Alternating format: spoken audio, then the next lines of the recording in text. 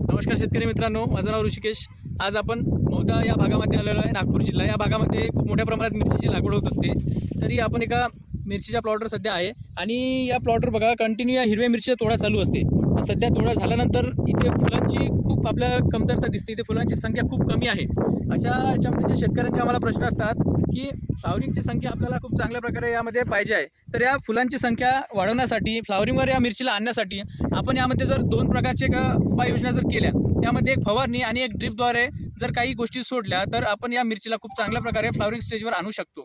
त्यामध्ये असं की फवारणीद्वारे जर आपण फवारणीमध्ये जर 5G 40 ते 50 मिली प्रतिपंप व त्यासोबत 05234 100 ग्राम प्रतिपंप याप्रमाणे घेऊन वरून फवारणी केली तर खूप चांगल्या प्रकारे फ्लावरिंगला स्टार्ट होईल। व तसेच ड्रिपद्वारे जर फॉस्फोरस या 50 मिली प्रति 200 लिटर पाणी यासोबत 5G 500 ml प्रति 200 लिटर पाणी याप्रमाणे जर खालून ड्रिपद्वारे आपण या सोडलं तर फॉस्फरस सोल्युबलायझिंग बॅक्टेरिया गेल्यानंतर जे काही आपल्या जमिनीत पडलेलं फॉस्फरस आहे ते काय करेल, पूर्ण जे फॉस्फरस झाडाला अवेलेबल करून देईल आणि फॉस्फरस अवेलेबल झाल्यामुळे त्याची ब्रांचिंग आणि फ्लावरिंग खूप चांगल्या प्रकारे आपल्याला इथून दिसून येईल। तरी हे दोन प्रकारे, एक फवारणी आणि एक ड्रिपद्वारे, हे दोन उपाययोजना तुम्ही करा आणि आपल्या मिरचीमध्ये खूप चांगल्या प्रकारे तुम्हाला फ्लावरिंग आपण करू शकतो। धन्यवाद।